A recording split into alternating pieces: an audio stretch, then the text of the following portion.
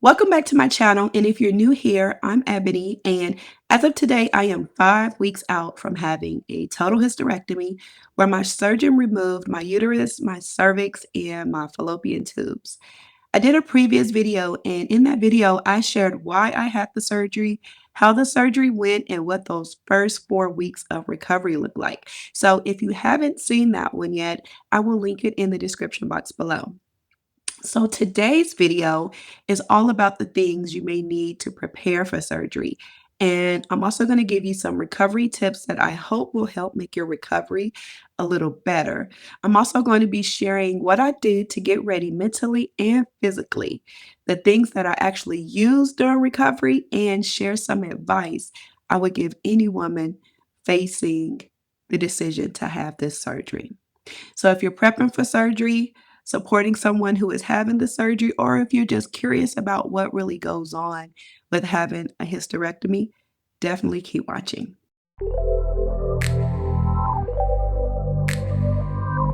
Let's talk about the surgery prep first. And let me just say this right now. You definitely want to plan ahead because the night before my surgery, I was running around trying to get everything ready at the last minute.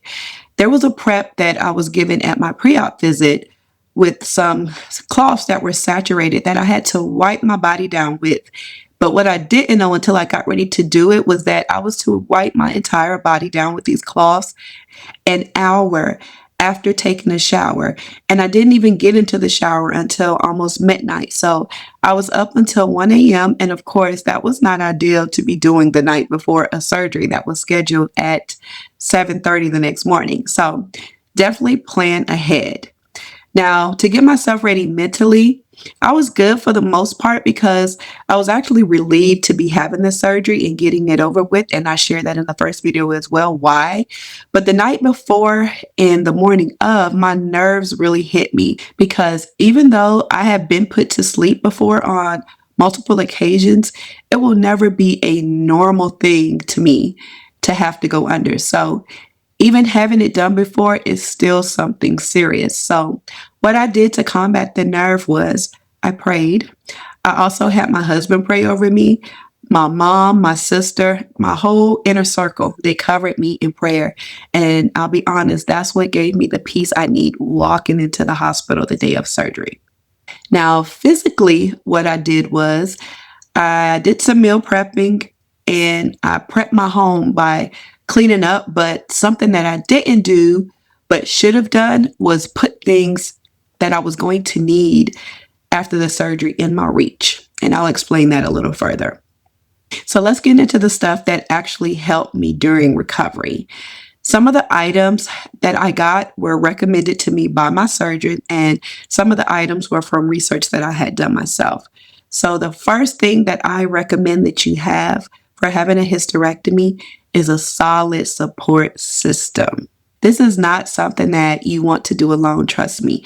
I understand for some people, though, that it may not be an option, and my heart goes out to you if that's your situation, but try to do everything that you can to have some kind of support, even if it's just someone that's dropping in only for a few minutes or an hour or so.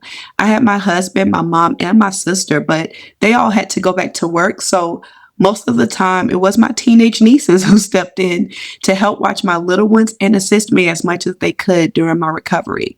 And I also intentionally planned my surgery in the summer because I knew that this was the best time for my help to help me. So you may also want to keep that in mind as well when you're preparing to schedule your surgery. The next item that I would recommend that you have for this surgery is a pillow for the car ride. Trust me, you're going to feel every bump on your way home from this surgery. And this was something that I saw recommended in another video about hysterectomy, but I did not get a pillow for myself. But I did get one after I got home because I knew I was going to need to go back to my doctor's office for my post-op visit. So you definitely want to get a pillow of some sort to brace while you're riding, because you will feel everything and it doesn't feel good after having the surgery done. Another thing that I recommend that you have for having the surgery is some inspirational and spiritual content. You may already have a morning routine or something that you do throughout your day to stay motivated and encouraged. And for me, it's devotionals. I actually have a devotional that I created. I'll leave that in the description box as well for every day. But any devotional that will help encourage you on a daily basis. If you're a believer, of course, the Bible, you can read your word. There's things on YouTube that you can listen to that will encourage you because you want to do something that's going to help feed your spirit while your body is healing. This surgery is a major surgery. And so it can take a toll on your mental. And you want to already have something in place or even have something that you're already doing that will help prepare you and help carry you through this surgery because it doesn't feel good having the surgery. You may have to deal with some pain. So you definitely want to have something that is close proximity to you that you can just kind of take your mind off of things and help keep you motivated and encouraged and knowing that you will get through this surgery and that everything that you're dealing with from this surgery will soon pass. Even if it's someone, it doesn't have to be something. It could be someone that you could talk to that you have that encourages you when you are feeling down or going through something. So that is a big recommendation of mine. The next item that I would recommend that you have for this surgery is to make sure that you have a water bottle or a tumbler of some sort that's actually nice in size because you're going to want to stay hydrated. Drinking water aids in your healing. So you definitely want to make sure you have a jug, or even if you just take a whole bunch of water bottles and sit them by your bed. I actually have this cup that I use and I take everywhere. I will link it in the description box below. Yes, it's rose gold, and I know I have on that color as well. This is one of my favorite colors, but I absolutely love this. I believe it's 32 ounces, so I make sure I at least get through 2 to 3 of these a day, but just make sure you have water easily accessible to you. You also want to have light snacks on hand, things like crackers, bread to make toast, milk. I don't drink cow's milk, but I do drink almond milk and oat milk. I normally keep that in my refrigerator anyway, but I made sure that I did have that because you're going to have meds that you may have to be taking. Like for me, I didn't have a huge appetite after surgery, so I still wanted something to coat my stomach while I was taking the medicine. So the milk came in handy, the crackers came in handy just to have something to nibble on. Something else you want to have is an incentive spirometer, and that is this weird looking thing right here. I actually got this from the hospital. I have two because when I delivered my son almost 3 years ago, they gave me one and I kept it. And they gave me one again when I had my surgery. This helps with your breathing. And this was something that I definitely needed because when I have surgery, I tend to get a little nasally and a little congestion. And while you're healing from surgery, that's not something that you want to just be sitting in your chest. So doing an incentive spirometer will help you with your recovery after surgery. Another recommendation that I have is that you make sure that you have some comfortable clothes to wear, to include low-rise underwear, because if you're having a laparoscopic surgery, or even if you're having the more invasive one where you're getting cut, like a C-section cut, you definitely don't want to have underwear that's going to be irritating those incisions. So I already had some low-rise underwears, thank God, because that's what I wore after my surgery. But you also want to make sure that if you're going to be wearing any type of pants or shorts, that they're very loose, not something that's tight fitting or hugs your stomach or your waist, and bras as well. It just drove me crazy to wear a bra. And so I made sure that I wore my sports bras mostly. So if you don't have these things, these may be things that you want to go ahead and get before you actually have your surgery. And something that was recommended to me in a previous video, which I'm going to recommend to you as well, is to all these things that I'm mentioning, get them on Amazon and get them probably the week of or a week before your procedure, because if you don't use any of these things, you can return them back and get your money back for them. So that will help with if you just want to be prepared and you buy things and you find yourself not actually using them, there will be a way that you can return them. The next recommendation that I have may not apply to everybody, but it is to have some kind of protective hairstyle. Normally, I wear my hair out. I wear it curled or pulled back in a ponytail, but it is something that I have to do to my hair daily. So to keep me from having to do my hair daily, I did get this style, which is crochet braids, because I knew I was not going to want to be doing hair every day. I'm the kind of person that I don't like just sitting around with my hair looking a mess. So this helped me to be able to look decent and not have to actually get up and do my hair. Also, when I had to go to follow up doctor's appointment, or if there was anything that I needed to do to just leave the house for, or if guests were coming over to see me after my procedure, which did happen, I already looked put together with my hair. So that's just a suggestion.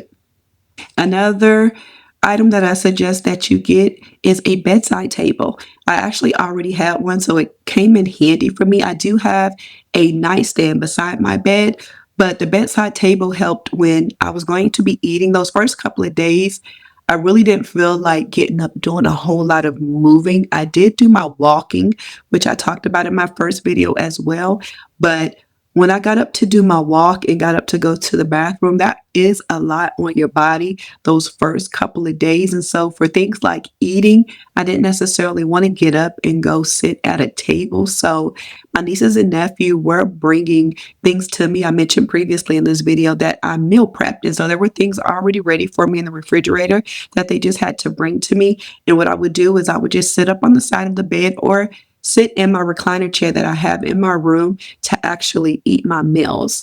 That bedside table also was very handy because if I didn't have enough space on my nightstand, I was able to keep things on that bedside table as well. I could put my snacks on it, any meds that I was taking, or I could put my phone on it just to help keep it close if I was going to be going to sleep because I didn't want to leave it laying in the bed. So that will help you as well.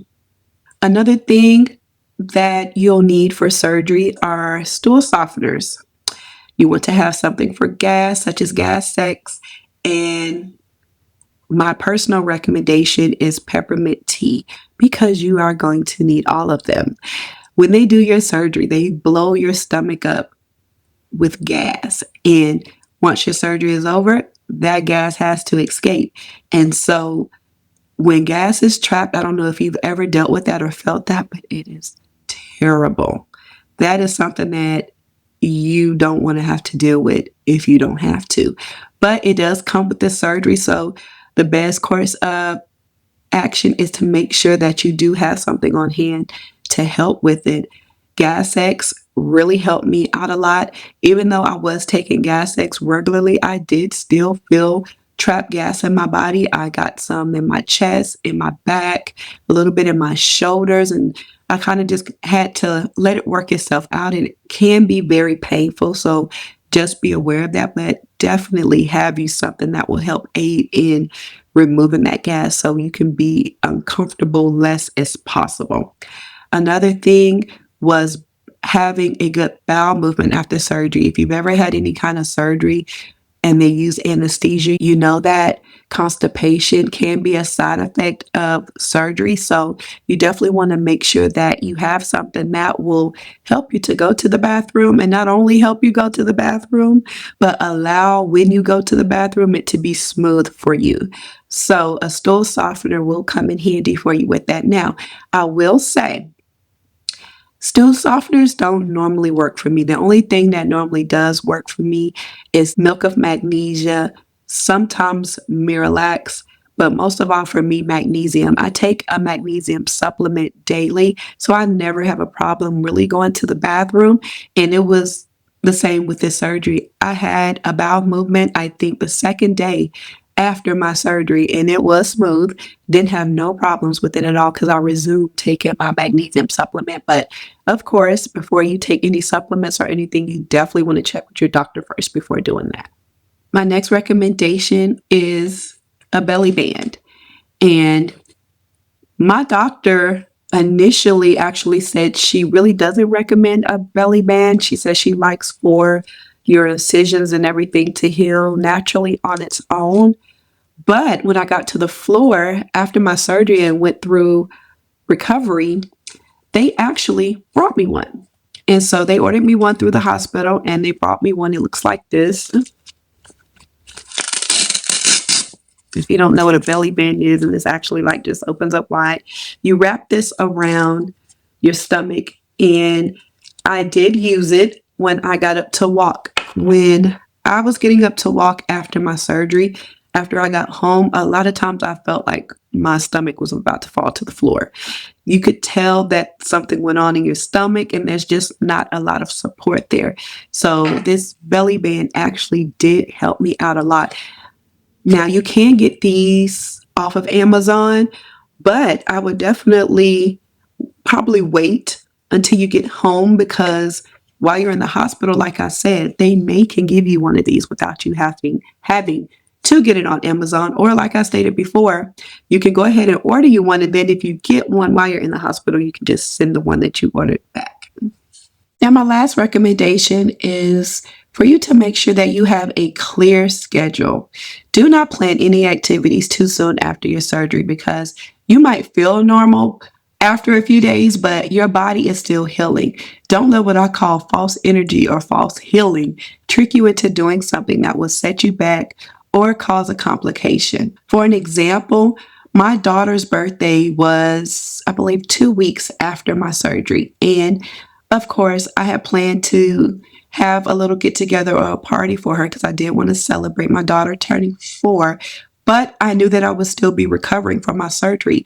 So what I did was I made sure that I had people that were going to be helping me get her party together, so I didn't have to be up moving around or doing anything, because one of the restrictions from surgery is that you can't lift anything heavier than 10 pounds while you are recovering. So I just made sure that I ordered everything that I was going to be needing for her party, all of her decorations, all of her food. I did the invitation, sent all of that out, so that the team that I had to help me, which consisted of my mom, my sister, my daughter's godmother, and my husband, of course, all they had to do was decorate, and everything was held at my house. So all they had to do was decorate, pick up the food for me and the cake, and literally that was it. And I just kind of like sat around and watched my daughter and talked to the guests that we had over our house. Didn't have to really be up doing much of anything. So if there is something that you have planned after your surgery, make sure you do have help for it. So my advice to you, if you're about to have this surgery or you are still trying to decide, please make sure you do your research. Don't just let someone throw you on the schedule. Know what's happening to your body and ask your doctor everything that you want to know about this surgery. No question is too small or too much. This is a major surgery. And if you feel like you're not getting your questions asked or you feel uncomfortable, get a second opinion. If something doesn't sit right with you, please make sure that you're doing everything that you can to make sure that you're going to be in the best hands possible. Also, like I keep mentioning in this video, set up some help after surgery. I don't care how independent you think you are going to need support and some real help after this surgery. So make sure you do plan to have help for the surgery. And I also recommend that you spend time with God. If you are a believer, make sure you are seeking God for peace regarding moving forward with this surgery, anything for that matter, but definitely this surgery. And when you get that peace to move forward, keep praying. I prayed every day specifically regarding my surgery all the way up until the day of my surgery. So definitely make sure that you are getting the clarity, the guidance, and the peace that you need regarding this procedure. All right, so if this video helped you out, please let me know down in the comments, or if you are preparing for this procedure. And don't forget, if you want to know why I had a hysterectomy in the first place, or how the surgery actually went and what those first 4 weeks of recovery were really like for me, you can watch this video here, and I will see you in the next one. Stay blessed.